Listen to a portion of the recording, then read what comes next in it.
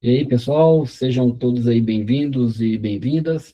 Iniciaremos a nossa aula aqui nesse meeting, né? Estão presentes aqui alguns alunos aqui da Faculdade Sul-Americana, FASAN. Na verdade, já é centro universitário, não é isso? Tanto tempo aqui dentro da casa que a gente, às vezes, até confunde os nomes, né? Vamos lá. A aula de hoje é sobre BPM, né? E a gente vai falar um pouquinho de como que o BPM pode ser integrado à vida real das empresas, à vida real do código, né? A vida real nossa do profissional de tecnologia, né? Então, eu criei um slide aqui bem simples, poucos slides, mas com bastante conteúdos, tá? Que vai falar um pouco como que eu pego esse diagrama e transformo ele, né, numa situação de automatização de interfaces e de códigos para mim, ok? Beleza, então eu criei uma estrutura onde a gente vai falar um pouquinho sobre o Camunda, sobre o Apache Airflow, sobre o Java com Spring e o PostgreSQL, ok? Então vamos lá. O que que a gente viu até agora? Até agora a gente viu que existe uma modelagem, né? Essa modelagem, a gente tem umas notações para ela, né? E essas notações, ela tem um conjunto de características e de padrões estabelecidos pelo CBOC, correto? Então, quando você está falando das notações de um fluxo, de um diagrama, você chama de BPM-N,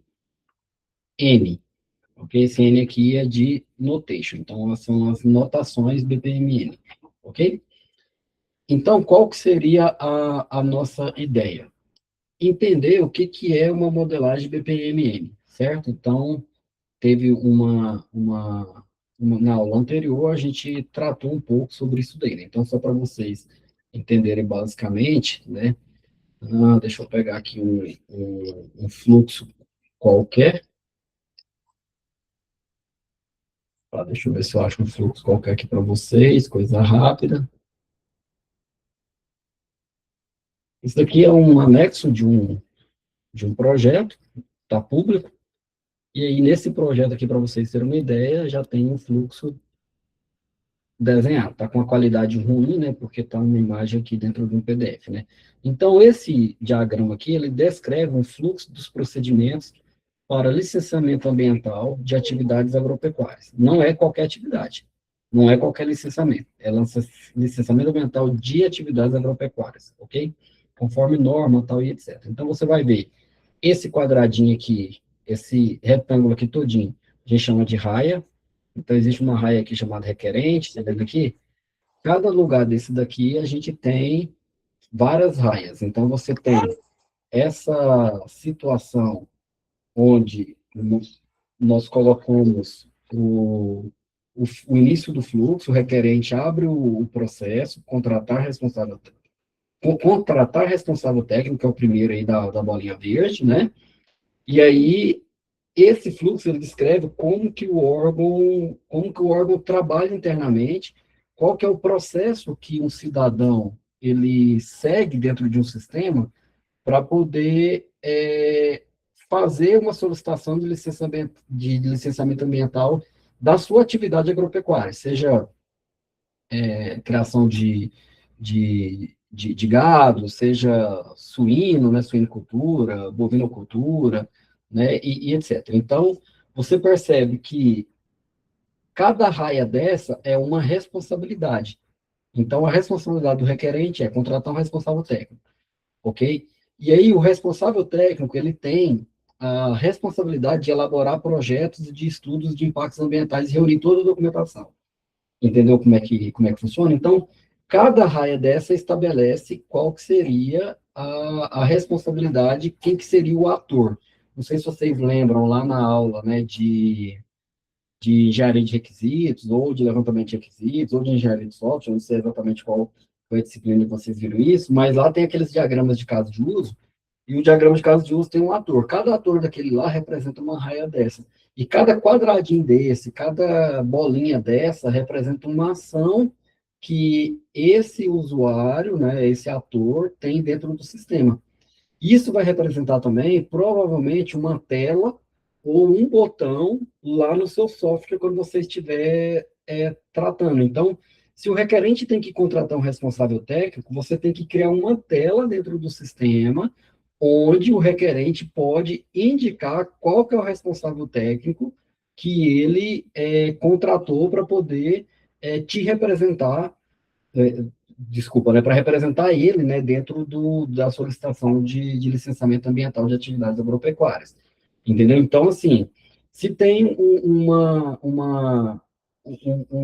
quadradinho desse daí, né, um losango azul aí, chamado elaborar projetos e estudos ambientais e reunir documentação, e ela está atribuída para o papel perfil responsável técnico, significa que dentro do sistema, você vai ter que criar uma configuração de perfis e de acessos, né, perfis e acesso, onde você vai ter um perfil que só o responsável técnico pode fazer, que é essa parte de elaborar projetos, estudos ambientais. Nem o requerente pode, porque o requerente ele não é formado, né, na área, ele não é biólogo, ele não é engenheiro ambiental, ele não é engenheiro florestal, então ele não pode elaborar projeto e ele não pode, né, determinar os estudos, né, de impactos ambientais e nada disso, e nem reunir nenhum tipo de documentação para entrar com atividade agropecuária. Então existe um papel requerente dentro do sistema, representado pela raia requerente, existe um papel responsável técnico representado pela raia responsável técnico, e assim vai até o fluxo encerrar. O fluxo abre, inicia na bolinha verde, e ele finaliza na bolinha vermelha ou laranja, vai depender da cor que você estiver vendo aí, entendeu? Então, por que que é importante um diagrama de fluxo desse? Porque ele representa, de fato, tá? As ações que o sistema terá na tela, quais os perfis, quais os papéis.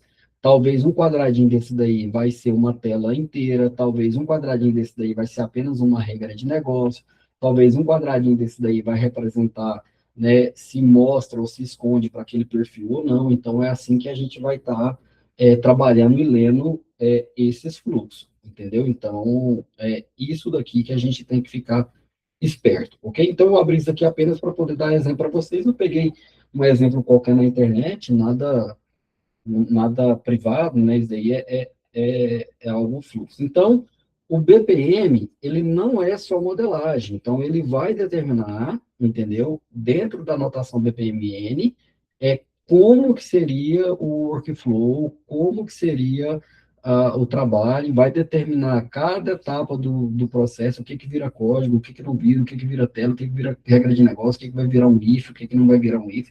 Então, isso é bem bacana. Então, hoje nós temos a possibilidade de transformar desse design de fluxo aí que eu acabei de mostrar para vocês em código, entendeu? Então, para eu transformar esse design aí que a gente acabou de demonstrar, né, esse fluxo, em código, eu vou precisar de uma engine de processo, ok? Essa engine de processo, existem várias, tá? Eu trouxe para vocês dois exemplos. Uma que é privada, paga, e uma que é, entre aspas, pública, ok? Não é bem entre aspas, né? Ela é pública de código aberto, vamos dizer assim. Então, a primeira engine que eu vou trazer para vocês, vocês podem pesquisar depois, é uma engine chamada Camunda, entendeu? E a outra que eu trouxe para vocês é o Apache Airflow, ok? Que ela não é bem uma engine de processo BPM, ele faz mais coisas, mas dentro dela também é possível ler os arquivos .bpmn, ok?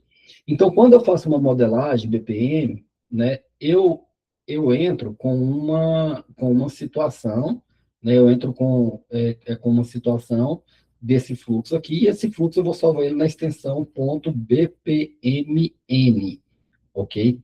Esse fluxo BPMN, ele pode ser aberto em ferramentas de edição de fluxo, ok?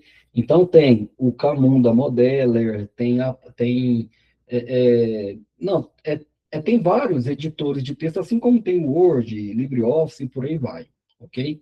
Então, você vai abrir em qualquer um engine desse, você vai abrir lá no Camunda Modelo e lá você pode desenhar, você vai poder desenhar esse fluxo lá dentro.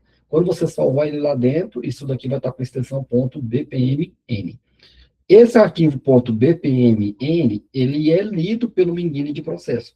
Nesse caso aqui, a gente está falando do Camunda, ok? Então, qual que é a tarefa do Camunda? Ele lê o .bpmn, ok? E ele vai disparar para cada ação Java dentro do código, entendeu? Quem que é o cara que vai atender aquela requisição. Esse cara que vai atender aquela requisição, que está lá no processo, né, BPMN, e que vai ser rodado um código Java, etc., a gente chama esse cara de worker.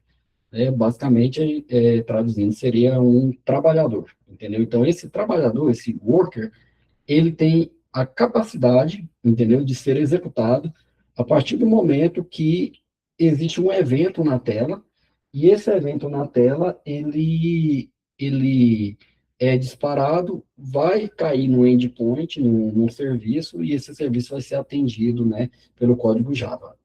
Disponibilizar esse serviço ficar de alguma maneira, né, disponível e funcional, né, todo esse conjunto de deixar ele disponível, funcional, atender uma porta, atender uma requisição, esse cara a gente chama ele de worker, entendeu? Então, o worker é esse conjunto de coisas aí, vamos dizer assim, ok? E aí depois, esse worker, ele está em Java, escrito em Java, né? No terceiro ponto, então, esse worker roda alguma coisa, roda ali a regra de negócio, roda o que for necessário e salva, né, numa estrutura de banco de dados, salva num arquivo, salva numa fila, né, lá do, sei lá, do RabbitMQ, salva no que você quiser, entendeu? Aqui eu coloquei um exemplo que esse código workers, ele executa em Java, né, que obviamente, e aí ele vai executar a lógica de negócio e vai persistir os dados lá no Postgre, entendeu? Então, na prática, seria isso. Você tem um arquivo BPMN, ok? Esse arquivo, com exceção .bpmn, ele tem, para cada situação do desenho do fluxo, ele tem uma chamada.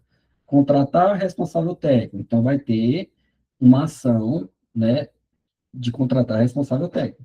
E aí vai ter um código Java que vai responder por essa ação. Vai ter um código Java que vai responder por essa ação.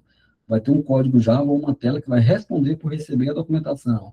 Vai ter um código dentro do Work que vai fazer o teste. Atividade de licenciamento no município. Se for no município, então ele vai dar uma mensagem na tela falando assim, olha, você tem que licenciar isso daqui lá no seu município.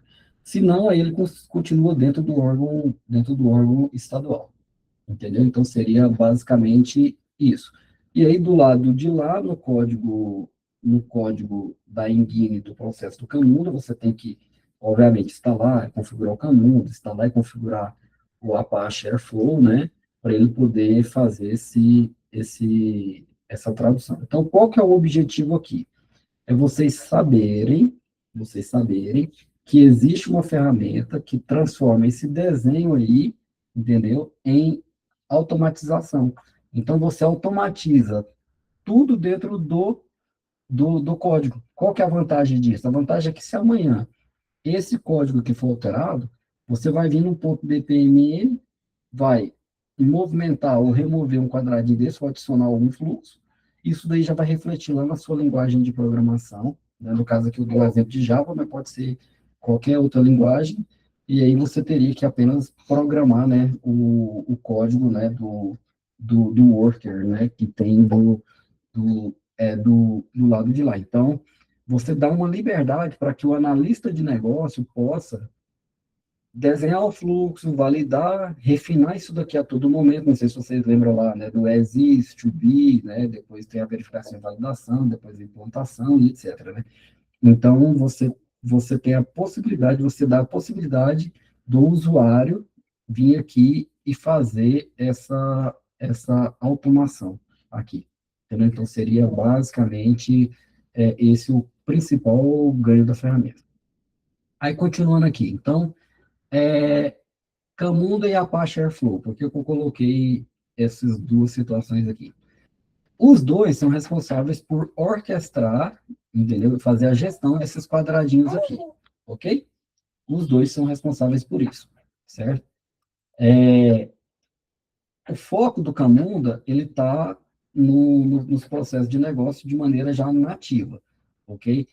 O foco da Apache Airflow, né, é a orquestração de pipeline para ingestão de dados. Então, as pessoas usam demais o Apache Airflow aqui, né, na parte de ciência de dados, na parte de gestão de dados, Big Data e por aí vai. Aqui dentro do Camunda, você tem o conceito de User's Task, né, que é o conceito de tarefas que os seres humanos fariam de maneira manual, né, e aí você pode chamar essa tarefa através de uma fila, alguma coisa assim, e isso ser representado dentro do código, isso daqui você tem uma interface gráfica para você fazer isso. O Camunda te dá uma interface gráfica para você carregar aquele BPMN lá na tela e etc. É bem bacana a interface do Camunda com isso aqui.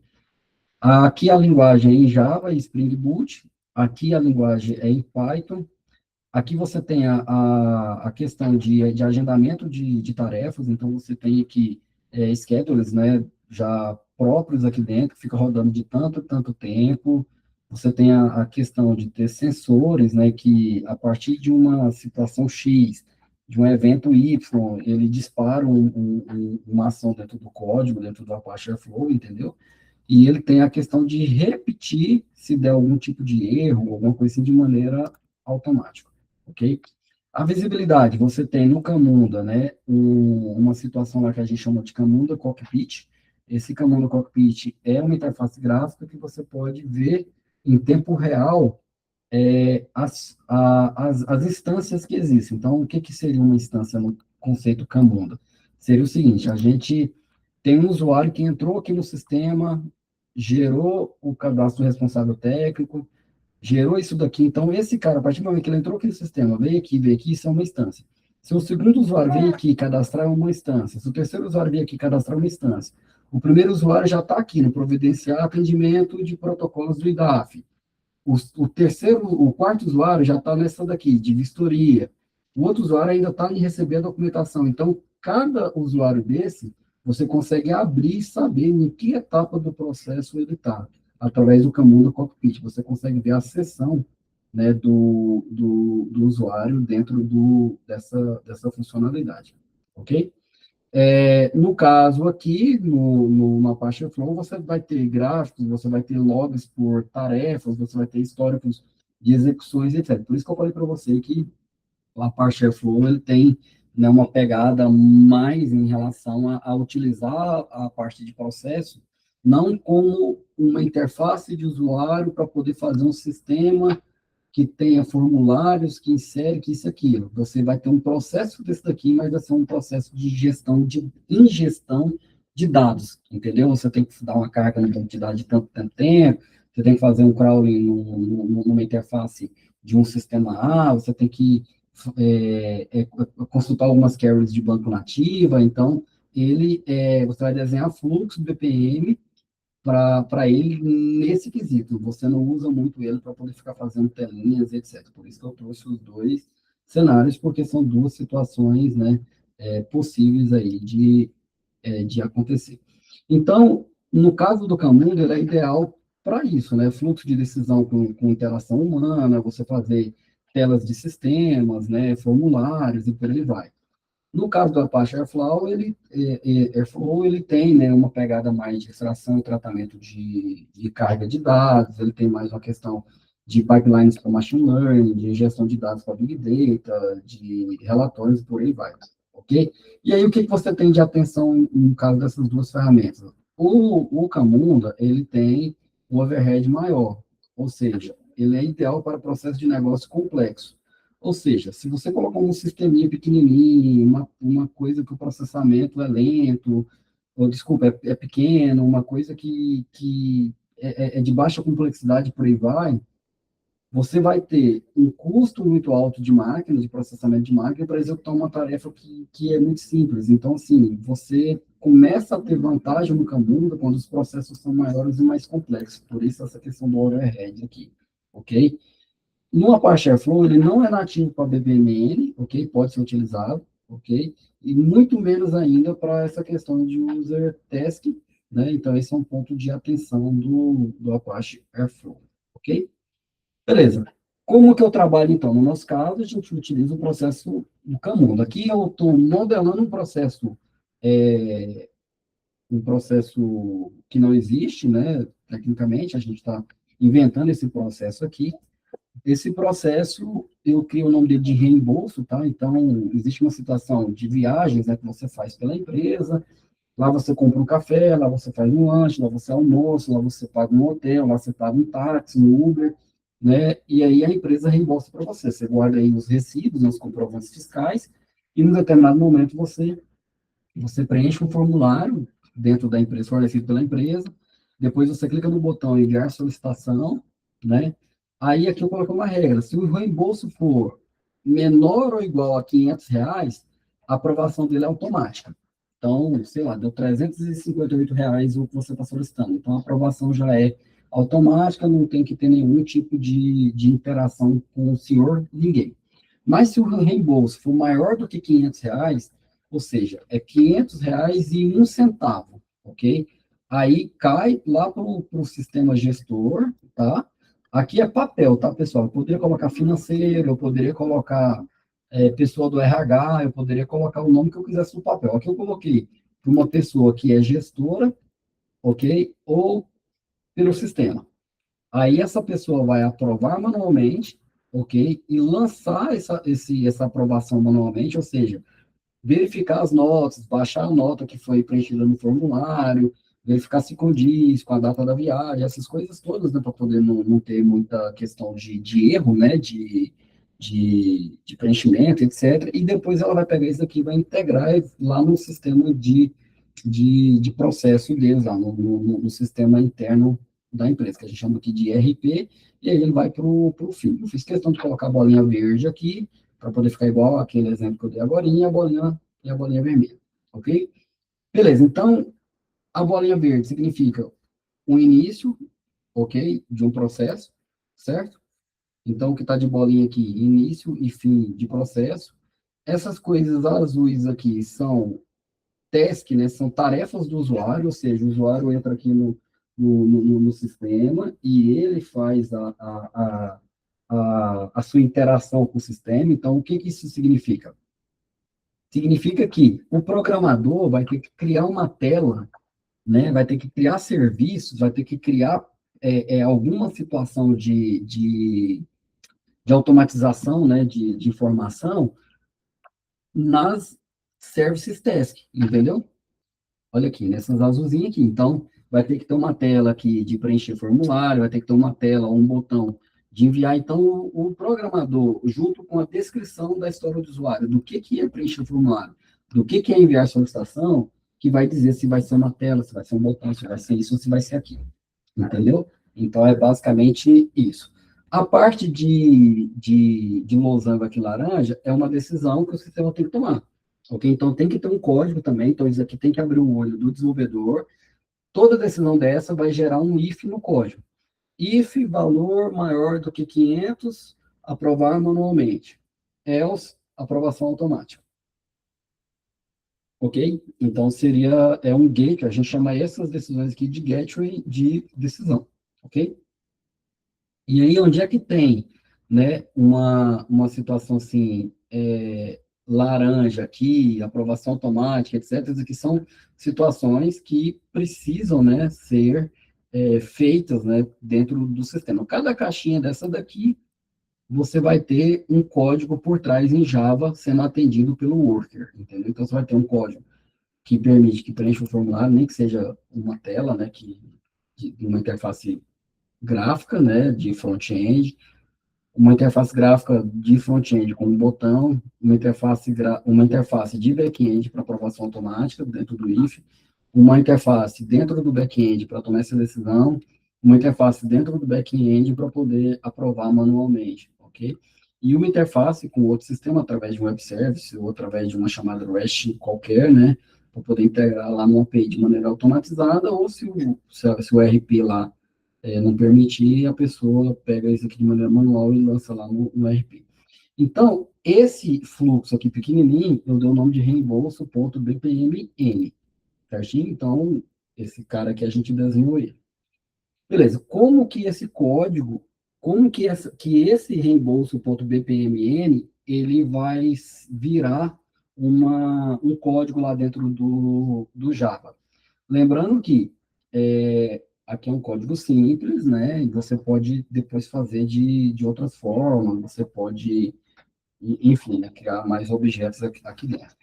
A primeira coisa que a gente vai fazer é que cada BPMN vira, no mínimo, um worker.java. Então, se eu tenho reembolso.bpmn, eu vou ter um reembolso worker.java. Ele vai ter as anotações do Spring, que ele vai ser um componente, ou seja, ele vai ser externo, né, ao Java. Alguém do lado de fora vai poder chamar, né, esse componente, ok? E ele vai implementar, né, uma external task handler. Não sei se vocês se recordam, mas tem um engine de processo no meio, né? Então, ele implementa, né, uma external task handle, ok?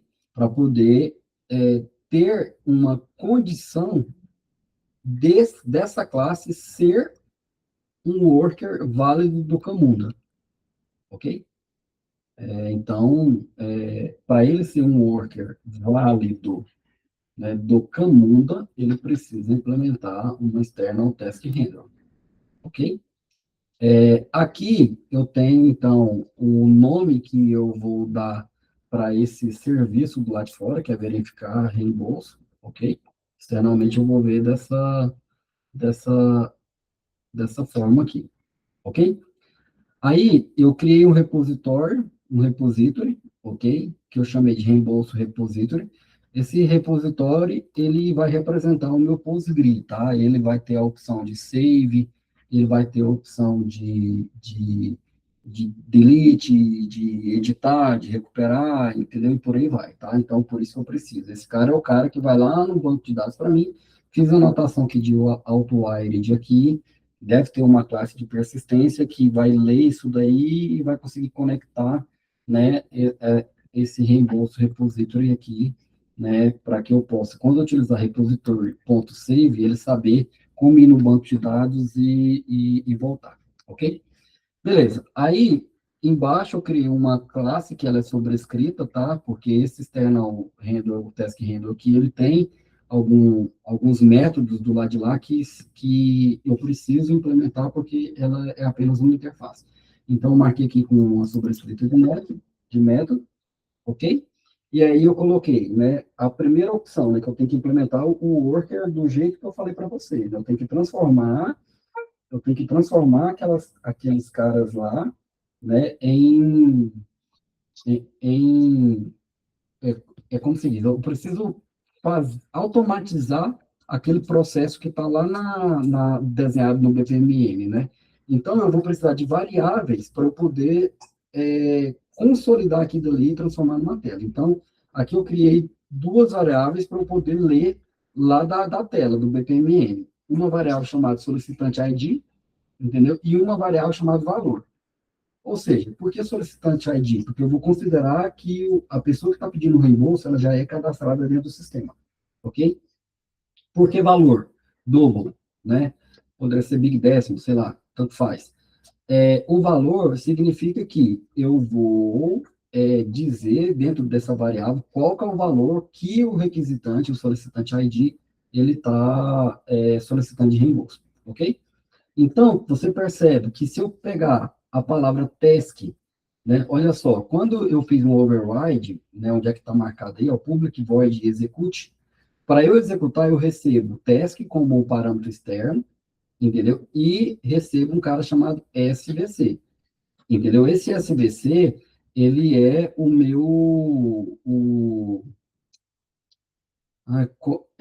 é como se diz, ele é o meu engine, entendeu? Por trás, que quando eu quiser devolver para o meu engine que foi concluída a tarefa, eu vou chamar esse SVC aí. Entendeu? Então, as tasks, eu consigo pegar as variáveis de tela, ok?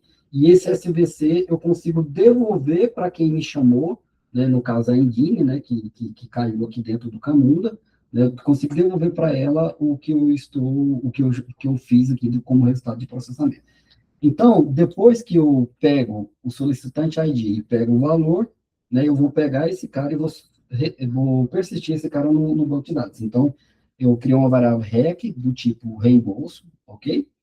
Que ela cria um novo objeto do tipo reembolso, new reembolso, passando como parâmetro na construção da classe reembolso, o solicitante ID e o valor que eu estou solicitando. Lá dentro, então, ele vai me retornar uma classe do tipo reembolso, eu vou chamar a minha classe de repositório, que é o parte do banco, e vou mandar salvar esse REC, entendeu?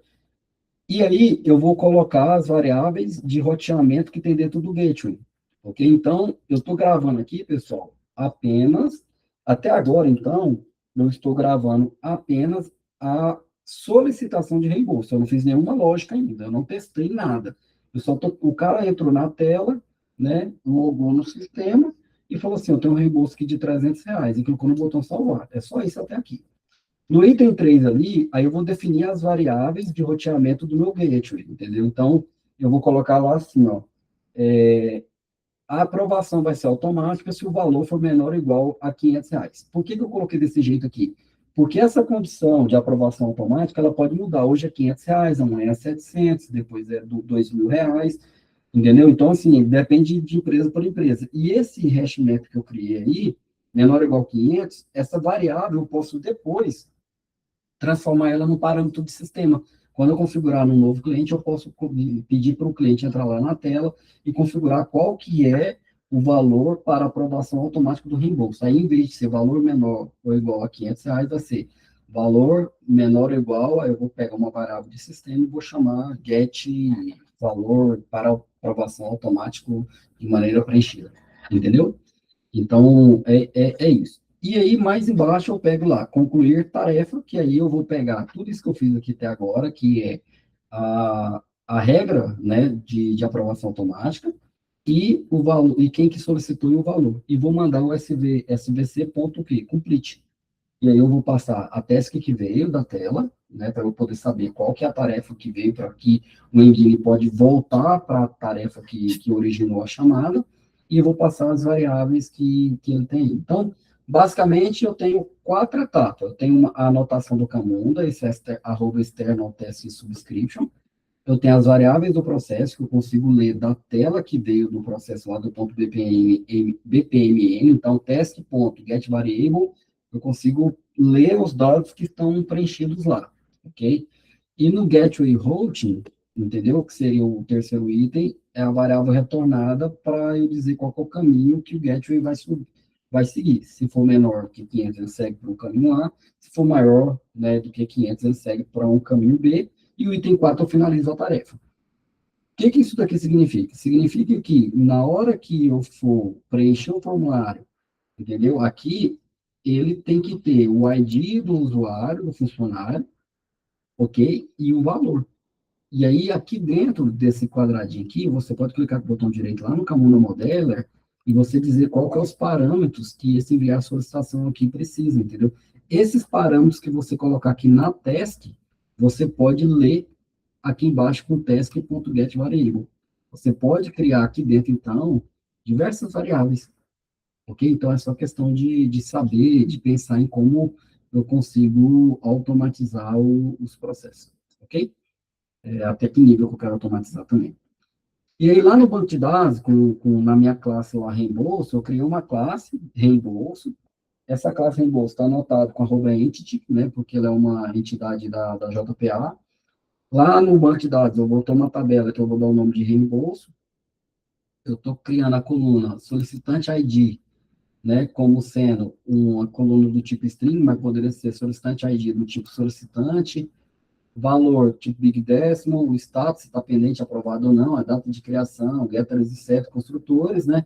E o ID do reembolso vai ser um cara gerado um ID automático através desse generated value aqui. E eu vou falar que essa daqui é uma chave primária através da anotação @ID. Então, essas anotações aqui são anotações padrões da JPA que vocês poderiam depois, se tiver dúvida, a gente marca alguma coisa nesse sentido aí, tá bom? A anotação @repository que eu fiz lá atrás, né, então estou mostrando aqui para vocês, então, esse esse cara aqui, Reembolso Repository, né, que eu dei o nome dele aqui, né, então eu estou criando ele aqui, Reembolso Repository, ok?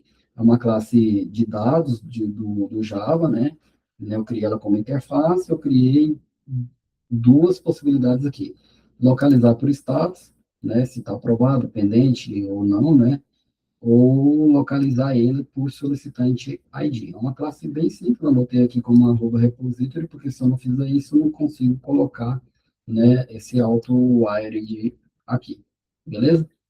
Então, essas notações de @auto-wired, @repository, @entity são anotações JPA aqui do Spring, ok? Beleza, aqui tem as outras informações de dados. E aí, como é que seria, então, a arquitetura completa, né? Eu teria que fazer o reembolso.bpmn, que seria esse cara aqui, ok? Aí eu teria as classes Java, ok? Que comunica com o Camunda em linha, ok? Então, eu tenho aquela cara lá que eu acabei de mostrar para vocês. Eu tenho as classes Java que comunicam com o Engine. Então, cada BPMN, ele vai ter um código que eu vou subir esse BPMN dentro da. Lembra que eu falei para vocês que tem que instalar e configurar o BPMN corretamente, seja Camunda, seja qualquer outro? Então, quando eu instalar e configurar, eu vou ter um cockpit do Camunda, né? Então, lá dentro, eu vou subir esse fluxo BPMN lá para dentro. Quando eu subir esse cara lá para dentro, a partir desse momento, eu posso comunicar esse Camunda engine com os meus workers.java. Ok? Não sei se ficou claro para vocês. Qual que é a vantagem? Eu remodelei o BPMN, eu salvo ele, exporto ele como XML, vou lá no Camunda Cockpit, carrego ele e falo que esse cara é a versão 2. Lá no worker.java eu falo que agora é para poder carregar o BPMN server do cara aqui na versão 2.0. Entendeu? Então, assim que funciona, é assim que eu consigo automatizar e dar poder para o meu analista de negócio, né, modelar do jeito que ele quiser aqui, obviamente alinhado, né, com o meu engenheiro de software e com os meus desenvolvedores. Que seria basicamente esse o processo.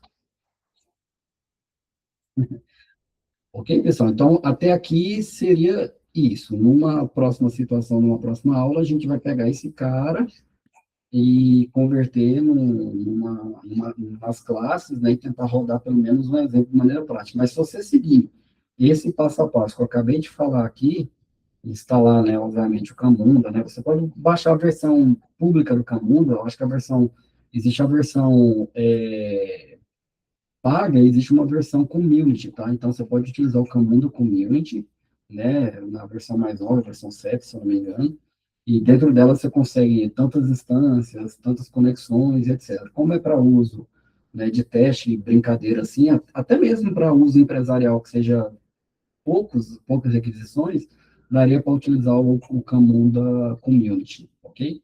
Então, seria basicamente essa a ideia. E aí o próximo passo é isso, né? Você saber que o BPMN ele é interativo, então eu posso reescrever isso e reescrever os workers Java. É claro que toda reescrita significa que foi feita uma alteração de escopo, foi feita uma alteração, né, de alguma necessidade. Isso requer, né, que eu altere a lógica lá no Java, entendeu? E o banco de dados vai registrar tudo isso que a gente fizer, porque cada etapa que você faz no Camunda Community ou no Camunda Model ele é registrado, tá? Ele é guardado, né?